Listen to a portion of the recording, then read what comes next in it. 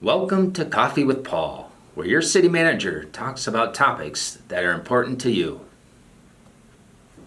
Welcome back to another segment of Coffee with Paul. Today with me we have Erick, Rangel, our CFO, and later on we'll have another special guest that will help us understand how to utilize our mask as we're out there in the public in interacting with businesses and other individuals within the community. Today I'd like to spend a little bit of time helping the public understand the impacts of COVID to our overall budget. The city is highly reliant on sales tax, and because of that we are addressing operationally different changes that the public will see throughout the community. Many of those things will impact our parks and other departments. Citizens will see a reduction of programming, anything from the pool to recreational facilities to the library and other amenities and activities, and we just ask the public to be aware of some of those changes, specifically because of the impact of sales tax and the importance of buying local. Erick, would you like to talk a little bit about some of those impacts, what we're going to be seeing, operational changes, maybe our plan? And I know you just recently had a report that you uploaded to the internet as well. Sure, yeah. Well, I'll say hello, everybody. And as Paul said, we're preparing for the unknown, right? COVID, we don't know what's going to happen. So what we did earlier in March is come up with a 10-step plan to ensure our critical services were still going to be provided to our citizens. With that, we had to take big assumptions or make big assumptions to what was going to happen to our sales tax revenue. And we actually went back to the drawing board and shed a lot of operational costs from our original budget that was already a very slim budget from last year, since it was a structurally balanced budget. That means all the revenues equals all the expenses for this year. So with the efforts of our leadership team, we were able to reduce our operating budget this year by over $800,000, which as a result, like Paul was saying, we'll have some changes in the services that our citizens will be experiencing, but we will continue all the critical services and infrastructure projects for our community. So in terms of what we've seen so far for sales tax, April's numbers came a little bit lower than the previous year, but not to the extent that we were planning for. And that's good because we wanted to be conservative in where we plan. However, we do acknowledge that April didn't have the full COVID impact because of a number of things, but we want to highlight the pay protection program. Our unemployment rate was relatively stable as what it is right now in May. And there was an uptick in the groceries industry and a lot of office equipment that help our sales tax. So the message here is we are continually monitoring the numbers that we get from the state in terms of our sales tax, and we will be adjusting our budgets accordingly.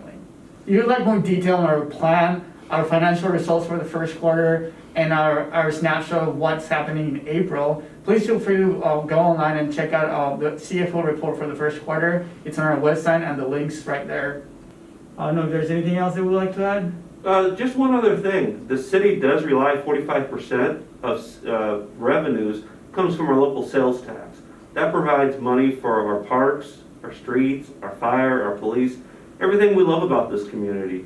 So those people watching at home, strongly encourage you to continue to buy local, support our local businesses as much as possible.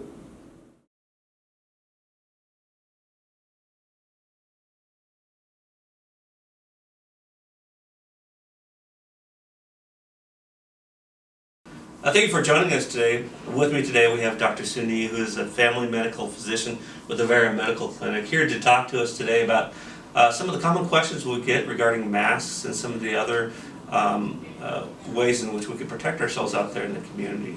Dr. Suni, can you help us understand, and the public watching us, the appropriate ways to utilize masks when out in the public? Sure, yeah. So masking has become an important part of stopping the spread of the COVID-19 and continues to be so. The biggest thing out in public is, especially when you're going to be in large groups or public places such as the grocery store or Lowe's or whatnot, that you wear a mask to protect yourself and others.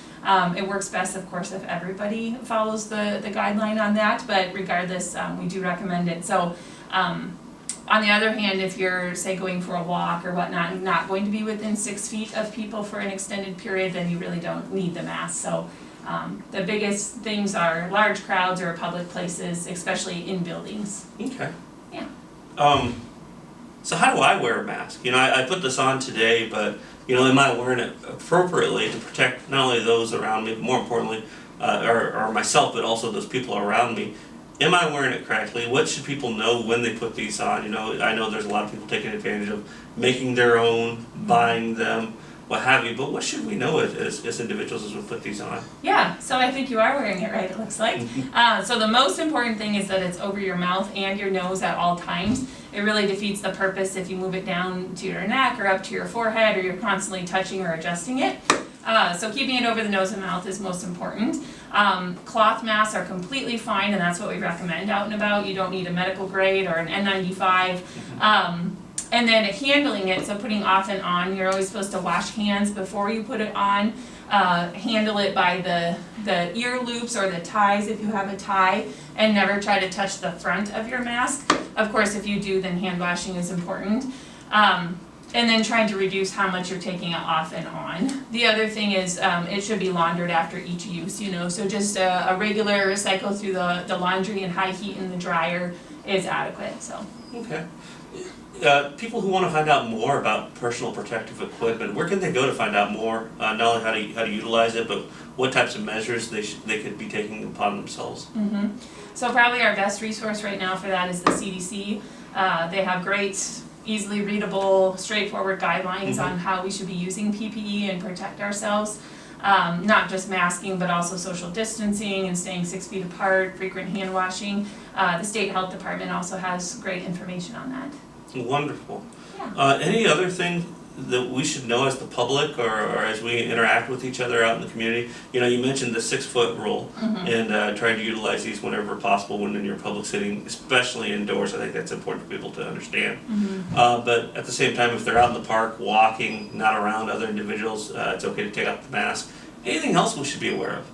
I think those are the main things, and then just using good judgment about really trying to avoid large groups, avoid the store during the busiest times.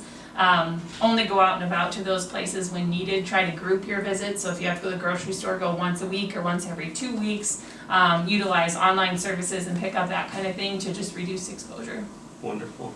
Yeah. Well, I appreciate your time today, Dr. Sini, and I appreciate the Very Medical Clinic for you guys coming to help and explain some of this information to those that are interested in this information, and just knowing that we all can do our part to help each other in this community. Yes, and we appreciate it.